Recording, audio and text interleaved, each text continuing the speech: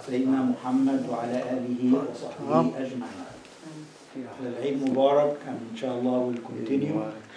I hope you had a refreshment during Eid so we can continue with our halaqah.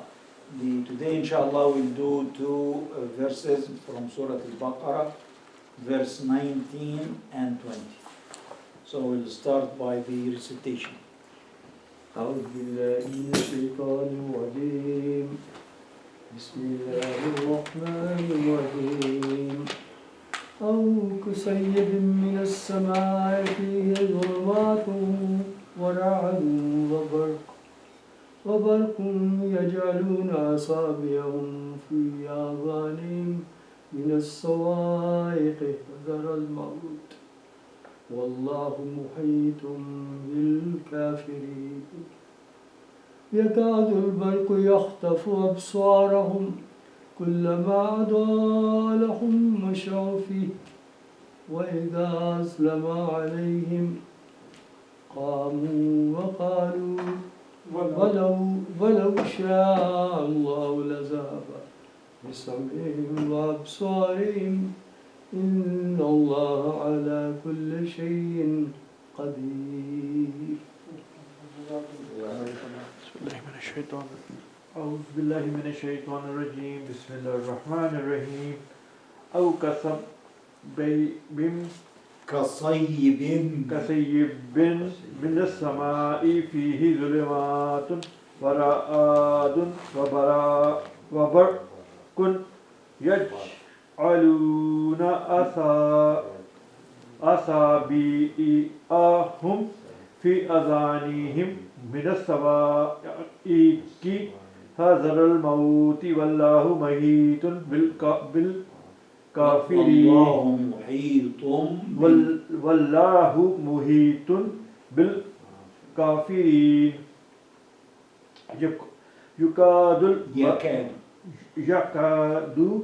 يكاد البرق يخطف أبصارهم كلما أضاء لهم مشوا فيه وإذا أظلم عليهم قاموا ولو شاء الله لذهب بسمعهم وأبصارهم إن الله على كل شيء قدير. أو كصيب من السماء فيه ظلمات ورعد وبرق يجعلون أصابعهم في آذانهم من الصواعق حذر الموت والله محيط بالكافرين يكاد البرق يخطف أبصارهم كلما أضاء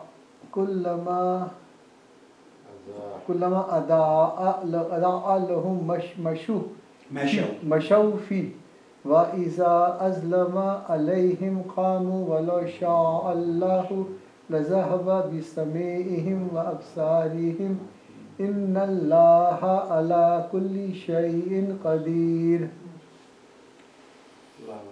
أعوذ بالله من الشيطان الرجيم بسم الله الرحمن الرحيم أو كصيب من السماء فيه ظلمات ورعد وبرق يجعلون أصابعهم في آذانهم من الصواعق حذر الموت والله محيط بالكافرين يكاد البرق يخطف أبصارهم كلما أضاء لهم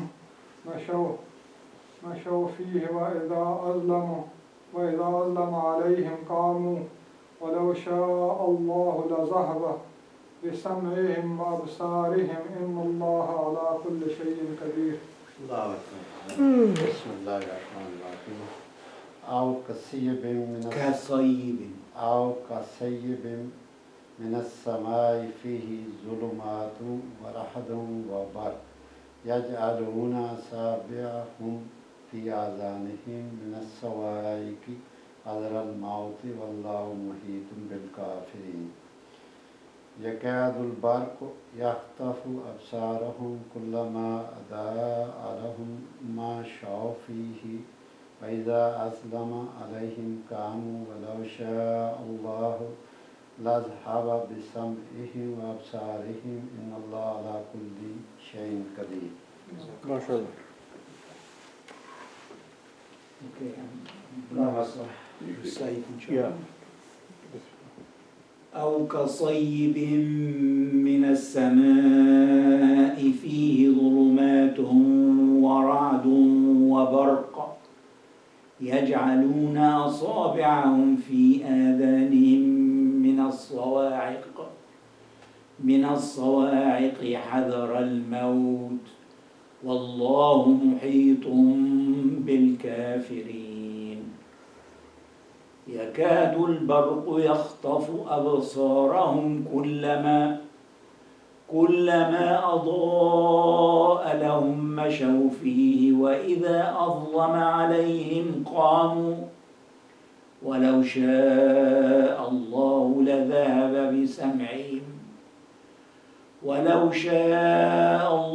لذهب بسمعهم وأبصارهم إن الله على كل شيء قدير. Last time we talked about the munafiqeen. Yes. And there was an example of the munafiqeen. When they lit a fire, Allah subhanahu wa ta'ala took their fire, and so that's the munafiqeen. When they hear the guidance, we hear the Quran, they are not interested. So Allah subhanahu wa ta'ala let them go in there. The darkness there meant misguidance, and the light was guidance. Here is another example. Aw, it means or. So another example of the munafiqeen. General meaning is that they are just like a cloud laden by rain. And the rain falls, and there is darkness, and there is ra'd is thunder, and barq is lightning. So there is darkness, and a sound, and a light. يجعلون أصابعهم في آذانهم من الصواعق حذر الموت. When they hear the thunder, they get very afraid. They think that they will be struck by the lightning and die.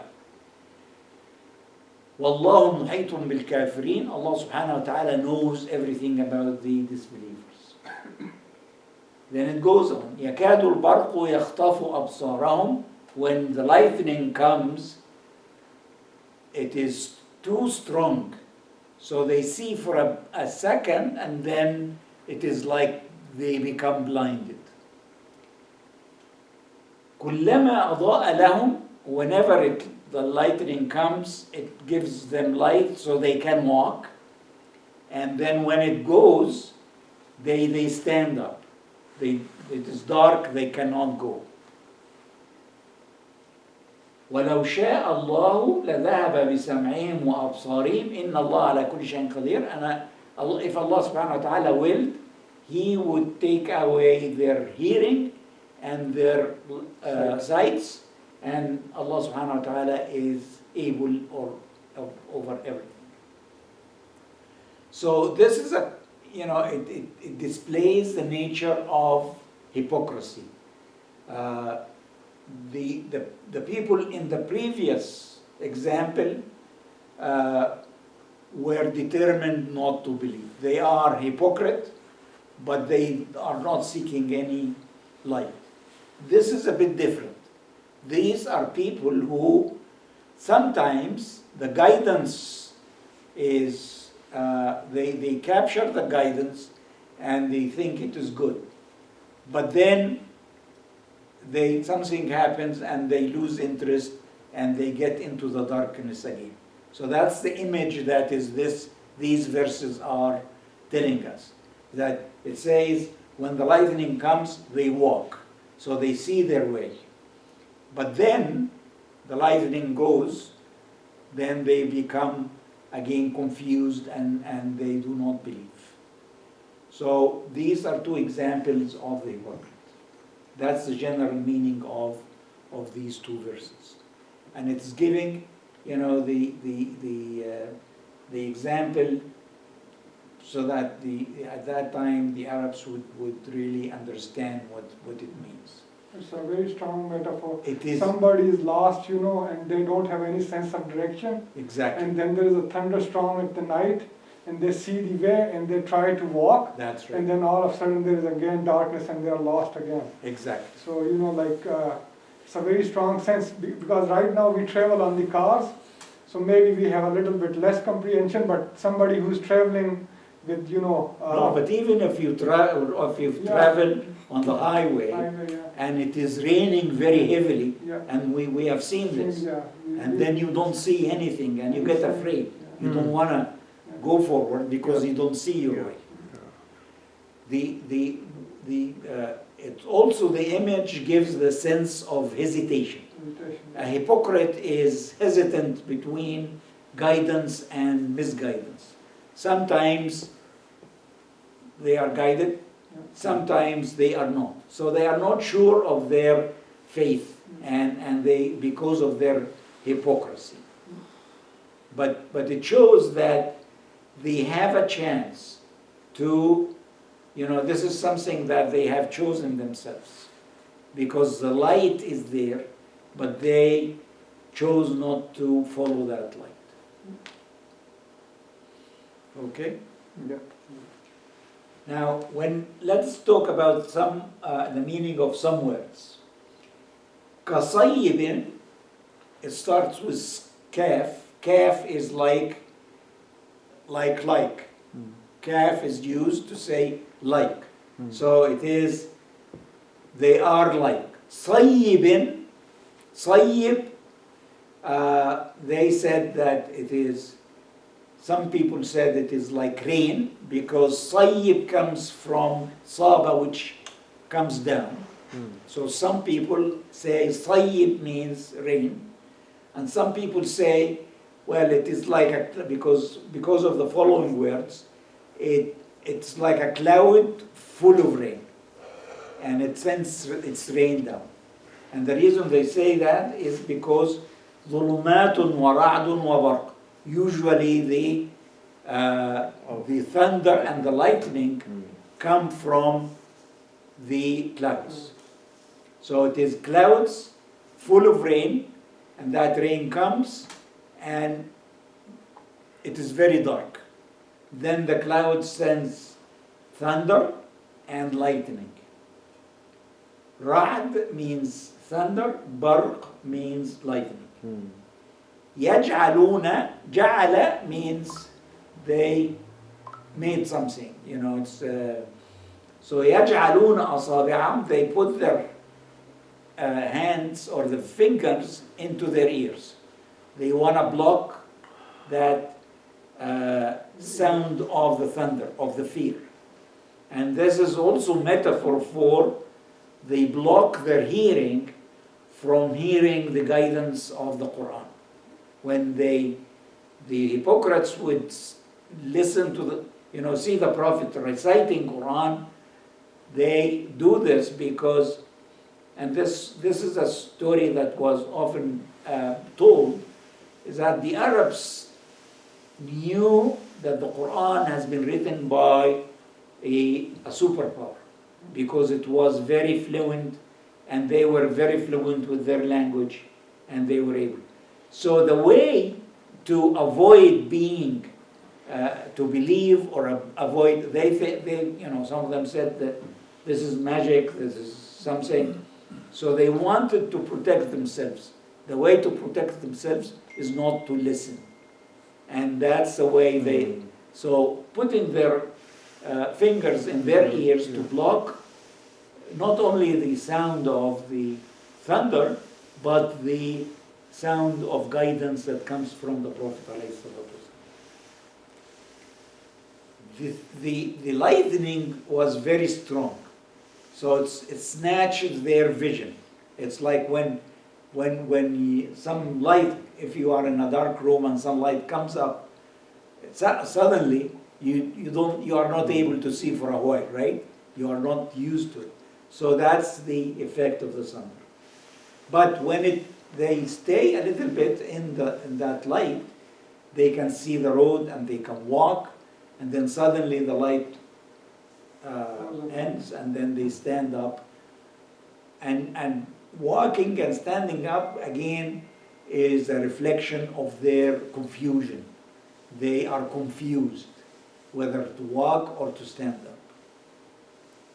And then Allah subhanahu wa ta'ala is reminding us of His power, that Allah subhanahu wa ta'ala can take their, they have hearing and they have vision or sight that they are not using to gain guidance. So it's useless. So Allah subhanahu wa ta'ala, He gave them this to use it, and He could have taken it away, but He gave them so that they find guidance. So that's the general meaning of this. One of the rules of Tajweed here, which is you can see in these verses, and there are several examples of this. Qasayyib, there are two zir, you call it? Yeah, 2-0. 2 zir. So that's tanween. And it is followed by mim. So here, the rule is idgham, so you combine them together, with ghunna. So the ghunna should be very clear. كَصَيِّبٍ مِّنَ السَّمَاءِ. You need to show that ghunna, because when the mim comes after tanween or nun sakin, then you have these idgham with ghunna. Then ظُلُمَاتٌ وَرَعْدٌ, again tanween, and it's followed by a waw. And here idgham with ghunna. And then بَرْقٌ يَجْعَلُونَ, the tanween after it there is ya. So there are 3 letters here which, when it comes after tanween or nun sakin, it has idgham with ghunna. It is mim, waw, and ya. And there is one that does not show here, is the noon. If the noon, so they call this yanmu, ya, noon, mim, waw. Any one of these 4 letters, if it comes after tanween or noon sakin, then it is idgham with ghunna. Right? Okay? Any question? Discussion? No, it's okay. Okay. Zulumat is darkness. But here this is a plural. And again, the effect is to increase the effect of the darkness. It's not one darkness, it is several darkness. So because this is the a metaphorical misguidance. Maybe darkness of night and darkness of cloud. What do you mean? Like 2 darknesses. Darkness on top of darkness. Yes, darkness on top of darkness. The rain, the heavy rain coming, and the clouds. The clouds gives you a type of darkness, and then the rain, the heavy rain comes down, it is another So it is 2 layers of darkness overall.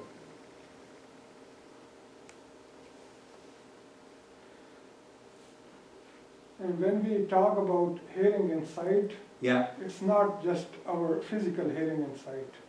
It's our comprehension as well. Sometimes people listen to the stuff, they understand it, but they don't want to, technically accept it. Like they are totally clear that this is right. well, they hear it, Yeah, but yeah. they don't listen to Listen it. to it. Yeah, So as you say, yeah, they see it, but the words are there, yeah, it goes through their ears, yes. but it never touches their hearts. And Huda, or guidance, has to go into the heart. Yeah, there is a a share in Urdu. It says, "Dil bina bikar khuda se talab, कि आँख का नूर दिल का नूर नहीं." Ask from Allah for the sight of heart, because sight of eye is not a real sight. Exactly. So until your heart is not seeing, Yes, you can see the thing, but you are not realizing what the actual reality of the thing is. exactly. And it is, in the Arabic, there is 2 words for this. There is basar, Yeah. which is seeing, and there is basira, Basira means division or the understanding? insight. Insight, yeah. Basarat, and Urdu will use the last basarat. Basarat, Yeah. Yeah, it's- Now both are there. Both are Basirat there. is also there. And basarat Basirat also is there. what you said, Yeah. the And basarat is internal- sight, yeah, internal sight. that's right, Basarat is the vision. yeah. Basirat and basarat both are there. Ada'a comes from daw. We know daw. Daw is light. And this is the verb. Ada'a means it makes, it illuminated things. And mashaw comes from masha. Masha means, what's masha? Masha means walk. Walk. Walk. Yamshi al-ard. Huh? Yamshi like. Yamshi, yes. Yamshi. So it is mim,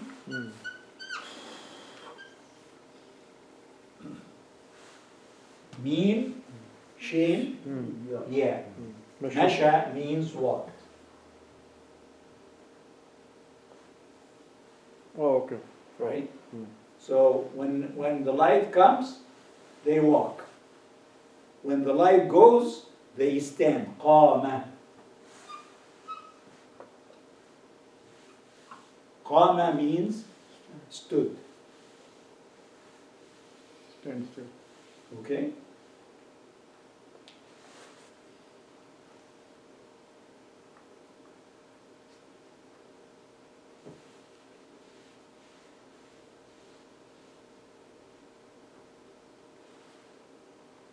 The word ذهب, It was last class as well, Zahaba Binurihim or something like that. yes, Took away.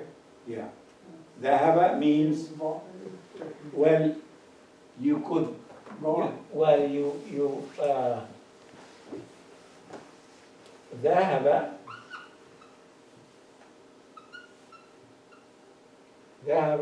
ذهب means he went. Okay. Oh. We went. He went. He went. But here, It's to take away. took away.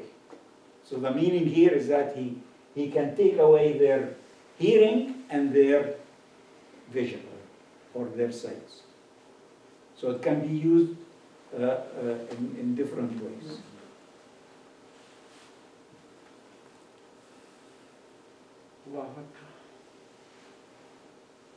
An active voice, it may be he went, and passive voice, it is taken away. Because Allah is taking away their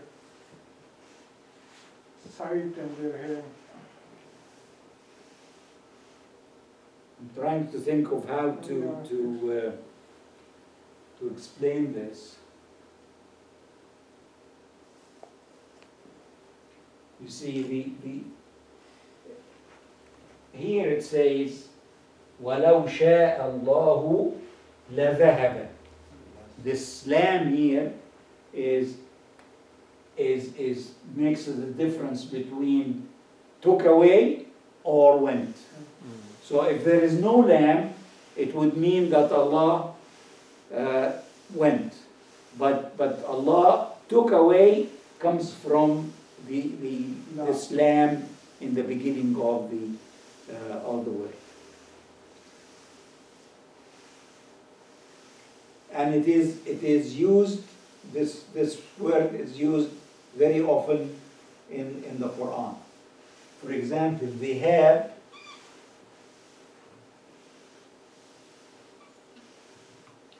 this is the Fly? no, Zihab is fly? No. no, it is a noun from dhahaba. Okay. Dhahab is going. But Allah subhanahu wa ta'ala says in the Quran, وَإِنَّا عَلَى ذِهَابٍ بِهِ لَقَادِرُونَ. We can take it away. Izhab, tadhab, zahab. Yeah. So these are different. So it is used in two different ways depending on what is, who is the object. You know, the object, if Allah subhanahu wa ta'ala is doing it, then He is taking it away. If you are doing it, then it is went or going or something like that. Just like call and kill. Yes, yeah, passive and okay.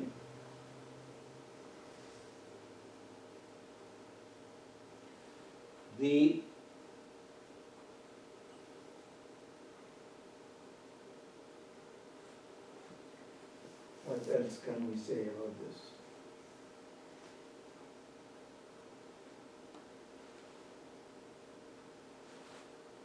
Wallahu muhitum bil kafirin. Muhit.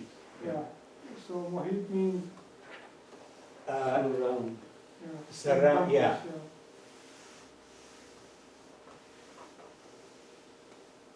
أحاط surrounded.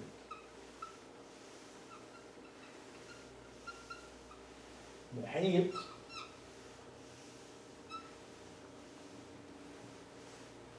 means what surrounds. Allah subhanahu wa ta'ala encompasses, His knowledge encompasses what they are doing. That's the meaning of muhit. Allah subhanahu wa ta'ala. And the word muhit can be used in many ways. For example, this is muhit. Yeah. This is Boundary. the boundary of a circle. Perimeter. Yeah. In Urdu, they call ayata as a perimeter as well. This is the perimeter. Yeah. Muhit is the perimeter. It's also used as the ocean. Because the ocean is a vast piece of water. So you say the Pacific Ocean, Al-Muhit al-Hadi, the Atlantic Ocean, Al-Muhit al-Atlanti, and so on. There is an Urdu share, Gumbade aab Dina Ram, Tere Muhit mein Habab. He is appraising Prophet, he says like the sky is just like a bubble and like encompassing just like sky is encompassing the universe, it's comparatively like a bubble for you. Yeah. So, But here it is used in metaphorical sense as well. It's not, this is muhit in a physical physical sense. sense. But muhit here is he has knowledge of everything. Time and space. So it is Allah muhitun means his knowledge encompasses everything. So that's we need to understand the different senses of these words. Right. We still have time. Yes. My question is not about this Sure. verses. My Yeah. question is, so this is Surah number 2. Yes. So is it how it was revealed to Prophet from God, or like how the numbering was given? Well, the Quran is not written in a chronological order. Okay. It is written, the Prophet ﷺ would receive a number of verses, and we'd say, put this in that place. Surah Al-Baqarah, for example, took about 9 years to be revealed. Oh, okay. So it was not revealed in one Day or one day. or 1 week. It took a large number of years. You know, it started when the Muslims migrated from Mecca to Medina, and it continued for a long time, because you can see in Surah Al-Baqarah, there is a lot of things that deal with the rules and laws of everyday life. Okay. So then who decided, like in Quran it will be Surah number 2? Who, like, The Prophet ﷺ made that. okay. You know, in Ramadan, the Jibreel ﷺ used to come and recite the Quran for the Prophet ﷺ and ask him to recite it for him. So he would know, make sure that he's saying it in the right way. Okay. And he would, when he recites the Quran, he would recite it in that order. So it is, the order has been given by the Prophet ﷺ as a revelation from Allah subhanahu wa ta'ala. Oh, okay. Jibreel would say to the Prophet, put these verses in such place, put this surah in such place, and so on. Yeah. Okay. So when the committee that gathered the Quran together, they did it according to what the Prophet ﷺ told them to do. Okay. So I'm asking a very difficult, or not difficult, but so it took 9 years to complete this surah. So how the message was, like, it continued, because Well, it messages for us, right? Yes. So how that was? Well, remember that, you know, during these 9 years, there were other surahs being revealed. Okay. Right? Okay. So, for example, Surah Al-Anfal came down to tell the Prophet ﷺ how to divide the war booty, and other surahs as well. So it's not only, you know, he wouldn't get only one surah at a time. Okay. No, he would get Many others. many others. Okay. Many of them would address